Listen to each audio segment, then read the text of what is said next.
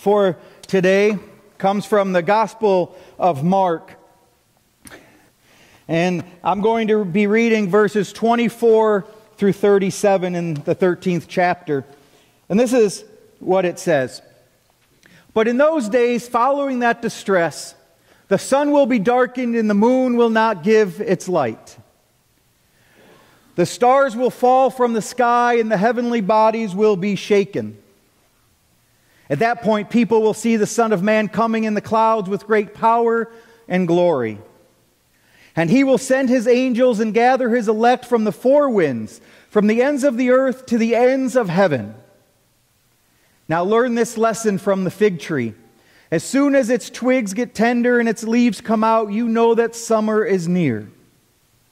Even so, when you see these things happening, you know that it is near, right at the door. Truly, I tell you, this generation will certainly not pass away until all of these things have happened. Heaven and earth will pass away, but my words will never pass away. But about that day or hour no one knows, not even the angels in heaven nor the Son, but only the Father. Be on guard, be alert. You do not know when that time will come. It's like a man going away. He leaves his house and puts his servants in charge, each with their assigned task, and tells the one at the door to keep watch. Therefore, keep watch, because you do not know when the owner of the house will come back, whether in the evening or at midnight or when the rooster crows or at dawn. If he comes suddenly, do not let him find you sleeping. What I say to you, I say to everyone, watch. And that passage is talking about end times, right? So you're probably wondering, why is John preaching about end times on the second week of Advent? What does that have to do with the song that the choir just sang? And I'll tell you, because I have a sermon about it.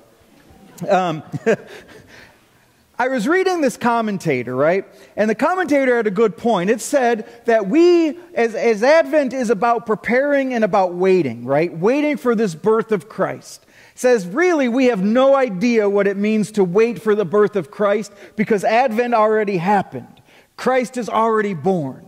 But we do know what it's like to wait for something that is coming. We do know what it's like to wait for something that when we know that God will show up. So, as some people say, well, we wait for God to return. And I know there's so many different theologies on that and different ways to interpret that, but we have this idea that says someday Christ will return, however that will look, and we anticipate that. We wait in anticipation. And then, of course, you have a lot of people who interpret this literally or metaphorically, and you look at our world right now, and you look at the fires that are burning in California, and the wars that we are fighting, and all of the conflicts that we have, and the hatred that seems to be permeated everything in this country and the world, and it doesn't seem far off that God should be coming or God should be doing something powerful.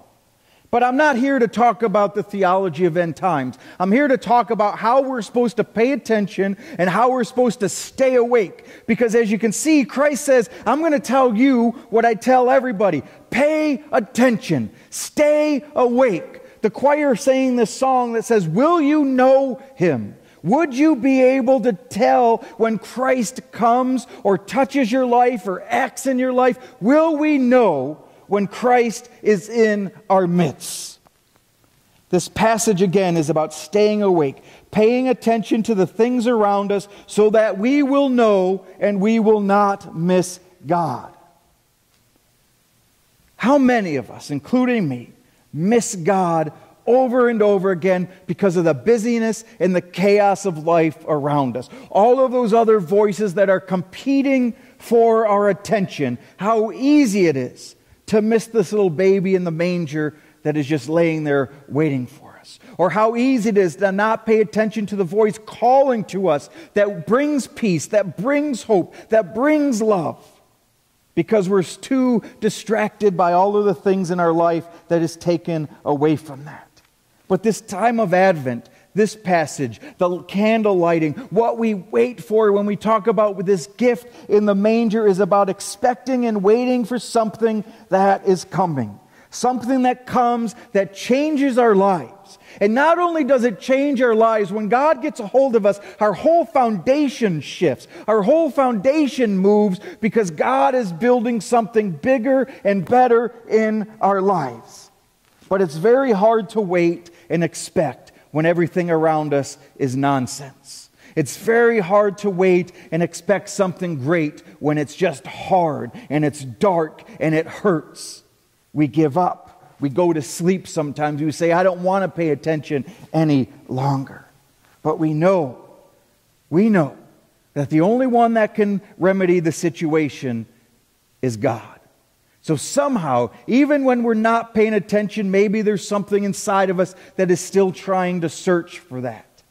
You know, I was thinking about something very simplistic this morning, about how we recognize people's voices that we have relationships with, right? You can pick somebody's voice out of a crowd. You know, usually, not all of us husbands pay attention all that much, but usually if I'm in a crowd and my wife yells my name, I know it's my wife. Right? You recognize that voice. Or when you were a kid, you know, I don't see this anymore that often, but when I was a child, you know, we would play out in the neighborhood, right? We'd play out, like our thing we grew up in the city of Niagara Falls, so basically the block you grew up on was kind of the kids you hung out with, your neighborhood kids. And we would have football games, or we would just be outside. And then all of us knew the sound of our parents' voices when they called to us. Well, that's Dominic's mom, he's got to go home. Well, that's Tommy's mom, it's time for dinner. We all recognize that. And if you're good enough, you recognize the tone of the voice. So when my mom yelled, I'm like, I got 2 more yells in me,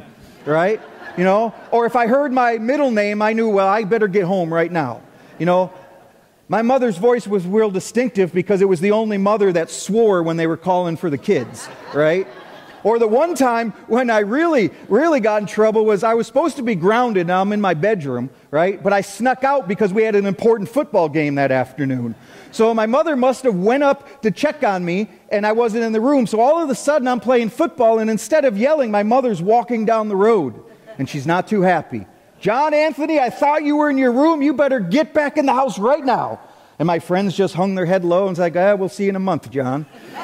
But we recognize the voice, right? I knew if my mother was mad or if I knew if my mother was, I could wait a little while.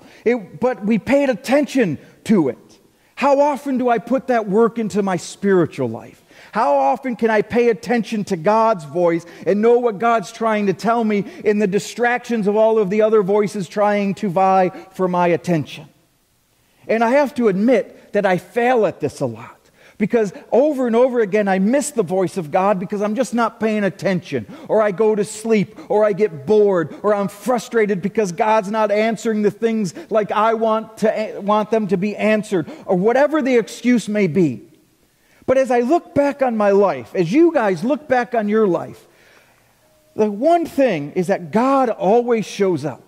No matter if we think God is not there or God is there. We just didn't pick him out of the crowd.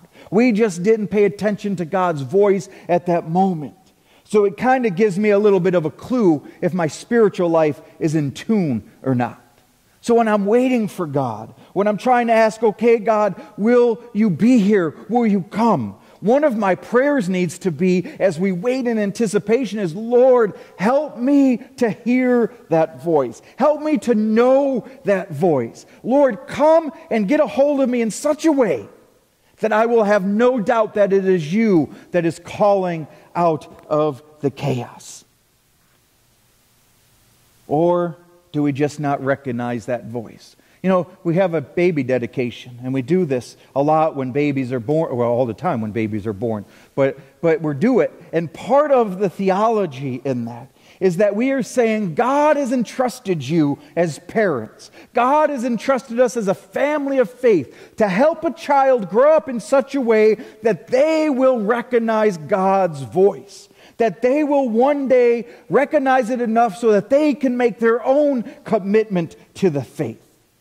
So we have a job to do, not only to recognize God in our own life, but to help other people recognize the voice of God too.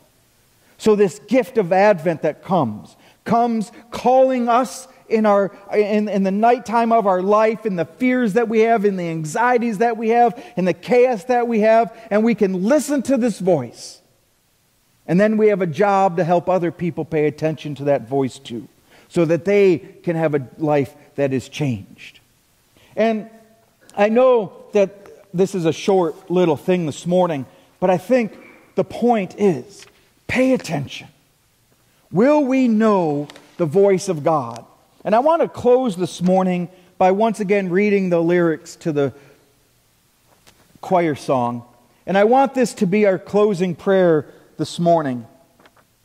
So if you'll bow your heads, and when we read through these, ask yourself, are you ready? Are you paying attention enough to the voice of God during this Advent season and the seasons of our life? It says this, are we ready for the babe of Bethlehem to be born in a lowly stall? Are we ready to greet the tiny little king who will come to save us all? Are you ready for the star of Bethlehem to appear in the winter sky? Are we ready to follow anywhere it leads and let its light fill our lives? Prepare ye the way of the King of glory. Once again proclaim the wondrous story. God will send His own true Son, but will we know Him when He comes? Are we ready for the song of Bethlehem to declare our Savior's birth? Are we ready to join the angels as they sing and spread the news to all on earth?